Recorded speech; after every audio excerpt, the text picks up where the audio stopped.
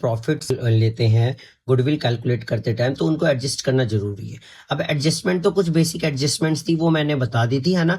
अब कुछ और एडजस्टमेंट्स हैं जिनको अगर तुम समझ लोगे ना तो तुम्हें रटना नहीं पड़ेगा। तो समझो, जैसे अगर किसी भी फिक्स्ड एसेट्स को गलती से मैंने P&L अकाउंट में डेबिट कर दिया है, इसका मतलब क्या है? P&L अकाउंट का नेचर होता है रेवेन्यू।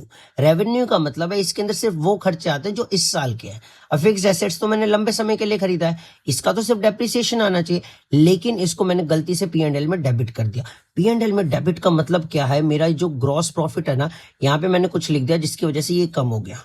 अच्छा सर, फिर क्या करेंगे? क्या लगता है, अगर ग्रॉस प्रॉफिट को वापस नॉर्मल करना है तो हम क्या कर देंगे? उसको प्लस कर देंगे। तो सर डेप्रिसिएशन, और हाँ, अब डेप्रिसिएशन को हम क्या कर देंगे? माइनस कर देंगे। सर ये कब करेंगे? देखो, कौन से वाले ईयर में करना है ये समझना जरूरी है। जिस भी ईयर में ये हमने खरीदा था, परचेज किया था फिक्स्ड एसेट को, मान लो कंप्यूटर है, कंप्यूटर को परचेज किया था हमने 20 फरवरी 2022 में, तो इस 20 फरवरी 2022 के बाद वाला जो भी 31 मार्च होगा ना, उसमें हम ये प्लस करेंगे और उसी में से डेप्रिसिएशन माइनस करेंगे। अच्छा सर, लेकिन अगर 2023 का भी दे रखा है तो उसमें से भी हमें डेप्रिसिएशन को माइनस करना है, तो डेप्रिसिएशन इस साल भी माइनस और नेक्स्ट ईयर भी माइनस। सर ऐसा क्यों? देखो, फिक्स्ड एसेट तो लंबे समय के लिए है ना, तो इस साल भी डेप्रिसिएशन लगता है, अगले साल भी। 11th क्लास में पढ़ के तो आए हो? सर नहीं पढ़े, तो अब पढ़ लो, ठीक है। अब समझो क्लोजिंग स्टॉक का फंडा। देखो, क्लोजिंग स्टॉक अगर ओवर वैल्यूड है, इसका मतलब ये है कि हमारा प्रॉफिट भी ओवर वैल्यूड है। मतलब सर समझ नहीं आया। देखो, मान लो मेरी सेल्स है 4,50,000, ठीक है सर, क्लोजिंग स्टॉक है 70,000, तो क्लोजिंग स्टॉक 20,000 से बढ़ा हुआ है। इसका मतलब यहां पे मेरा कितना आना चाहिए था? 5 लाख, लेकिन आया कितना है? 5,20,000।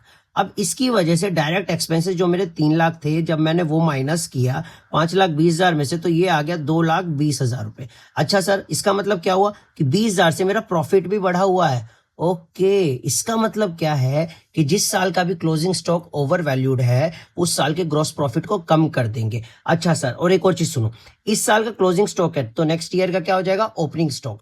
तो अगले साल का अगर ओपनिंग स्टॉक मेरा बढ़ जाएगा, तो ओपनिंग स्टॉक बढ़ने का मतलब क्या? मेरा डायरेक्ट एक्सपेंस गलती से बढ़ा हुआ है, यानी कि प्रॉफिट मेरा कम हुआ पड़ा है, यानी कि मैं अगले साल के उसमें प्रॉफिट में जाकर ये प्लस कर दूंगा।